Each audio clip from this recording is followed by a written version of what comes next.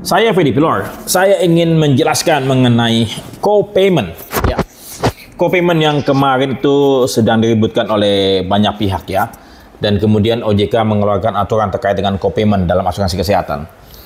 Tapi kemudian sebelum katakanlah menjelaskan mengapa dan apa itu co-payment ya.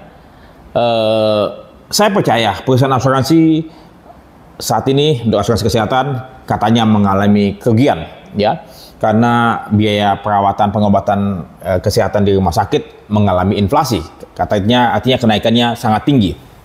Nah, bisa saja ya perusahaan asuransi tersebut mengalami kerugian. Kenapa? Tadi selain katakanlah jumlah klaimnya meningkat, number of claims yang meningkat, dan kemudian apa? Nilai klaimnya per case pun juga meningkat. Nah, dalam kasus demikian, sesungguhnya perusahaan asuransi dapat melakukan beberapa solusi, yang mencari solusi. Pertama apa? Meningkatkan premi asuransi, ya. Kemudian apa? Tadi juga membatasi liability, ya. Misalnya kata limit of liability per tahunnya berapa maksimum, ataupun juga diberikan deductible, ya, ataupun on risk, ataupun namanya co-payment yang disebut oleh OJK, ya. Dengan katakanlah misalnya setiap kali klaim nasabah menanggung 10% ataupun menanggung jumlah tertentu ya. Jadi sesungguhnya istilah co-payment ataupun deductible ini adalah suatu hal yang biasa dan perusahaan asuransi bisa menerapkan hal tersebut kepada tetanggungnya sepanjang tetanggungnya setuju, ya sudah. Jadi campur tangan ataupun kekepoan regulator dalam mengatur co-payment yang sesungguhnya semestinya bisa diatur sendiri oleh industri, oleh perusahaan asuransi. Ini saya pikir membuat suatu hal yang saya pikir tidak pantas terjadi. Jadi tadi masalah co-payment, masalah deductible, masalah on risk yang menjadi tanggungan tertanggung itu bisa dibebankan ataupun bisa disampaikan kepada perusahaan asuransi, ya.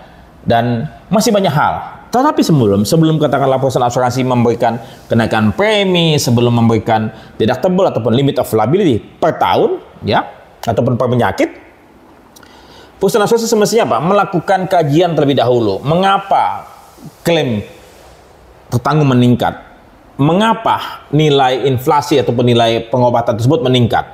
Apakah rumah sakit apakah perusahaan asuransi tidak punya dokter?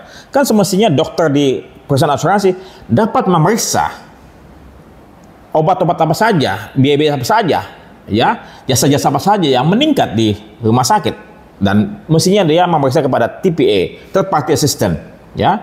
Dan sebelum mendapat meningkatkan premi, dia mestinya apa? Komunikasikan hal tersebut dengan TPA ataupun rumah sakit, ya, dengan dokter, saling bernegosiasi mana yang itu. Dan kenapa? Karena saya juga mendapatkan cerita dari seorang sahabat saya namanya Susanto, ya. Jadi dia sakit dan kemudian dokter bilang udah masuk rumah sakit saja, nanti semuanya saya urus. Saya akan ini jaminannya polis Anda 300 juta. Jadi dokter ataupun rumah sakit yang membujuk si pasien ini untuk berobat ataupun melakukan operasi. Ya, ini saya pikir mestinya dokter di rumah sakit ataupun praktisi medis itu tidak melakukan hal tersebut. Mesti apa? Lakukan pencegahan ataupun melakukan apa?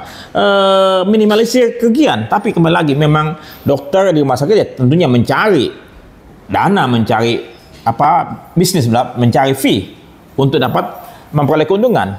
Sekali lagi, kembali lagi ini mesti dicari kembali apa permasalahan yang sesungguhnya terjadi, ya. Jangan sampai tertanggung ataupun masyarakat luas yang menjadi korban akibat praktek-praktek rumah sakit ataupun dokter yang membujuk ataupun tanda petik meningkatkan biaya-biaya tersebut, ya. Dan semoga co-payment ini dapat berjalan dengan baik dan kemudian bukan masyarakat menjadi tumbal, dan semoga asuransi dapat bertumbuh dengan baik dan memberikan manfaat kepada masyarakat luas. Saya Fedi Pilor, Guru Asuransi.